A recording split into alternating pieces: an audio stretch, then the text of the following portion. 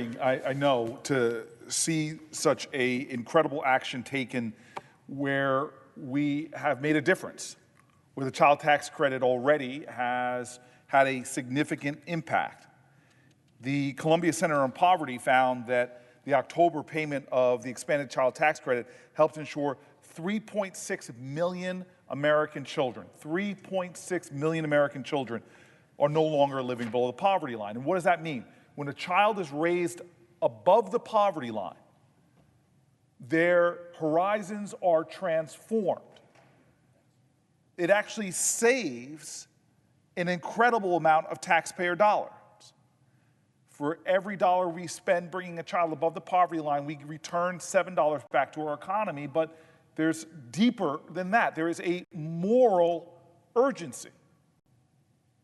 Children below the poverty line have so many more challenges. Their horizons are constrained. Their life outcomes are lessened. Above the poverty line, our children start to exhibit their genius. Children raised above the poverty line, they have higher lifetime earnings. They have lower medical costs. Children above the poverty line are less likely to go to the hospital, less likely to get in trouble with the police. Children above the poverty line have less inhibitions to their contributions to this country. I, too, like my dear friend, Senator Brown, have heard lots from people in my state about what this little bit of money in their bank accounts, how that little bit of investment makes a transformation in the lives of those families. Take Kelly in Pittman, New Jersey. She was forced to quit her job when her children's school and daycare closed due to the pandemic. She hasn't been able to return to work without reliable child care, and the child tax credit is helping her family. It's helping to make up costs that were lost when she lost her income. It's helping her provide for her children. It's that little bit of help by returning those tax dollars. What she's paid in, she's getting more out now, and helping that family. Take Stacy in Kearney, New Jersey. The child tax credit payments were a, quote, lifeline and helped her and her husband keep their family afloat during this pandemic, during this crisis. She was indefinitely furloughed, and Stacy used those payments to send her two daughters back to preschool. Well, we know, the evidence is in, sending her two daughters back to preschool mean her children will do better in school, more likely to go to college, higher lifetime earnings, more success that inures to the benefit of us all as a society. Senator after senator on both sides of the aisle has thousands of these stories about what getting more of their hard-earned tax money back means. In a nation where we have seen the tax cuts of the last decade inure overwhelmingly to the richest of the rich, this was the first tax cut in my lifetime, the biggest of the tax cuts in my lifetime, that went overwhelmingly to middle-class families, working-class families, low-income families. And now it sits on a precipice. As many of you are aware, tomorrow is the last day that these payments are scheduled to go out to families like Kelly's and families like Stacy's and families of millions of families across this country. The changes we made to the child tax credit will expire. Struggling Americans, working Americans, middle-class Americans will not receive that payment in January unless this body acts.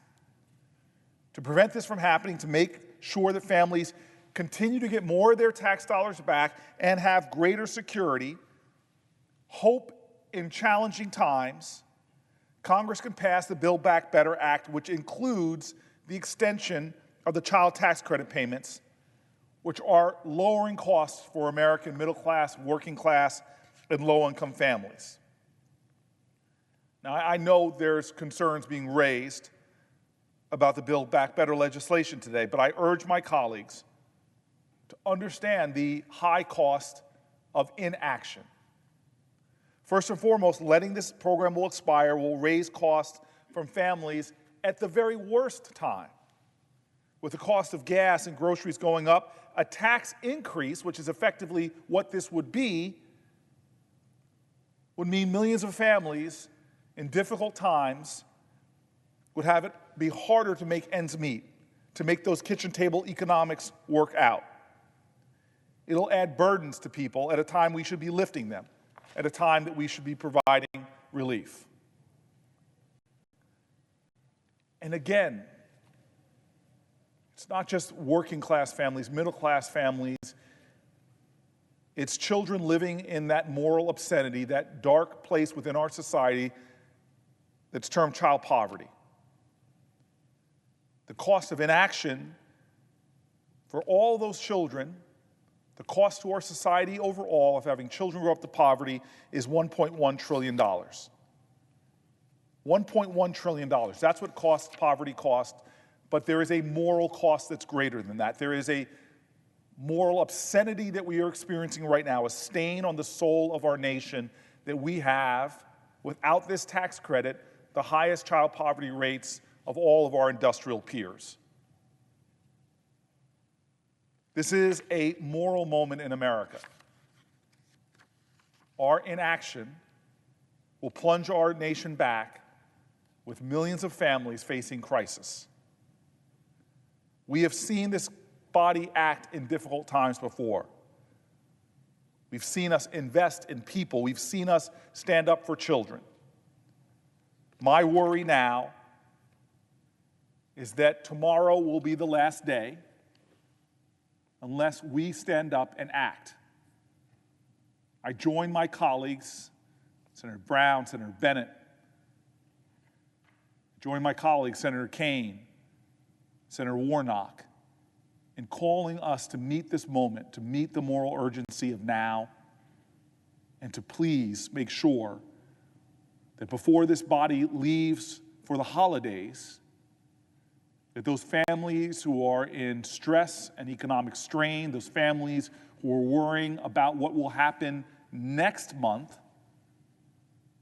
that we show them that we care, we show them that we are fiscally prudent, and we make the best investment possible in America.